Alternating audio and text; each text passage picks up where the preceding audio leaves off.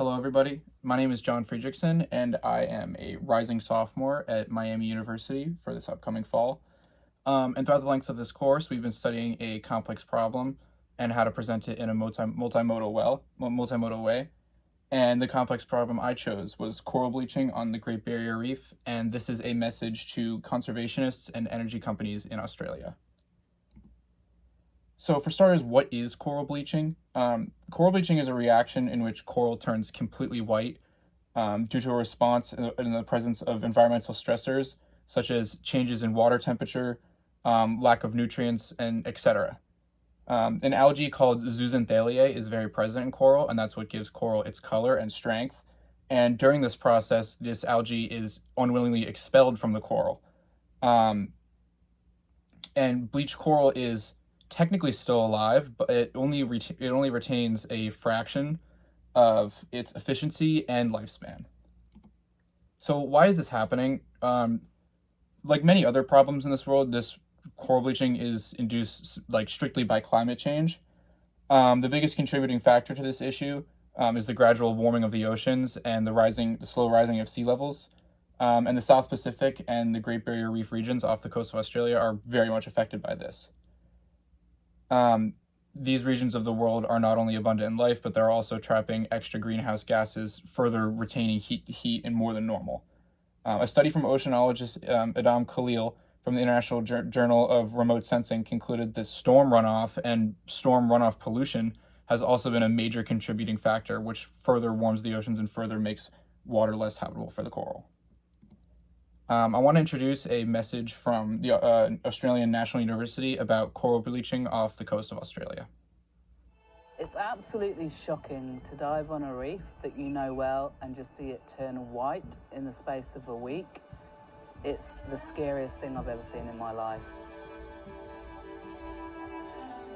Last year in 2016, we had an extreme coral bleaching event in the Great Barrier Reef. What's really shocking is instead of the reef having a recovery time, we're actually seeing the reef go straight back into another bleaching year in 2017. So as you can see, that video really emphasizes how quickly the phenomenon of coral bleaching can really occur in certain regions. So why is coral bleaching a massive problem? In places such as the Great Barrier Reef, the coral is basically the backbone of the entire structure, basically the scaffolding on the building, if you'd want to say.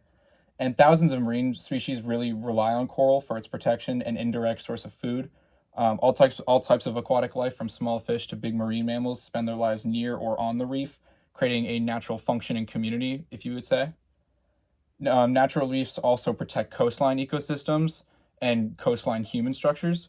And many natural ecosystems they naturally protect are beaches, dunes, swamp marshes, and other coastline areas like that.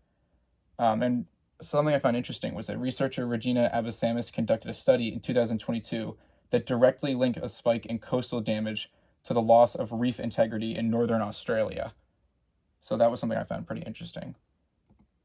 And I want to show you up close exactly what these graphs mean to really give you a visual representation of the severity of the issue and the damage it's causing and exactly where.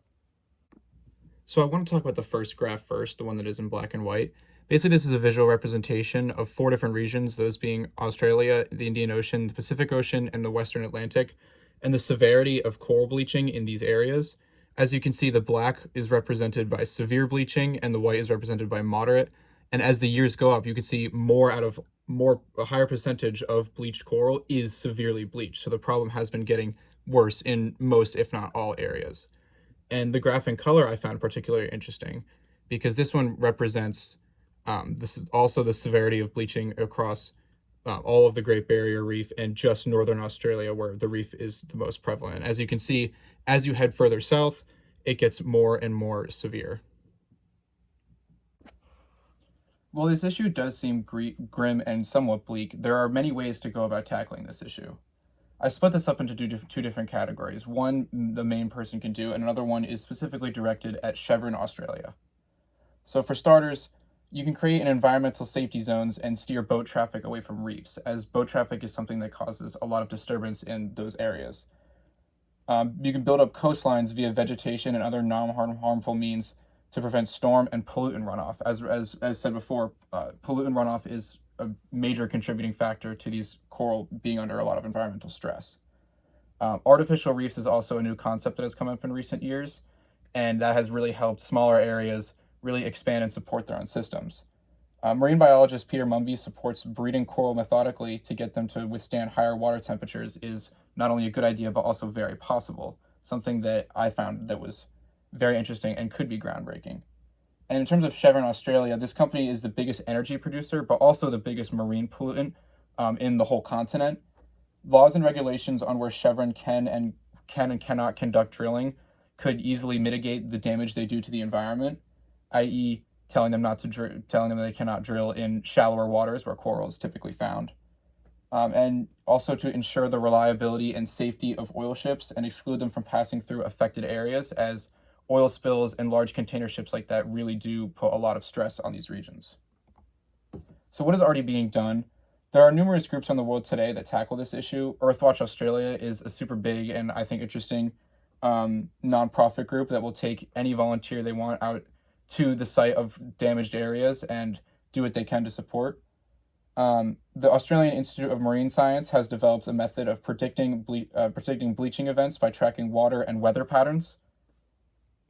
So in conclusion, coral bleaching on the Great Barrier Reef is a critical issue for not just Australia, but for every region of the world that nears the Pacific. Being a direct response to global climate change, coral bleaching is a phenomenon that is slowly killing the world's largest reef and damaging coastlines in the process. By restructuring the way Australia obtains energy, such as natural gas, implementing environmental safe zones, and educating the masses, coral bleaching can be solved very quickly.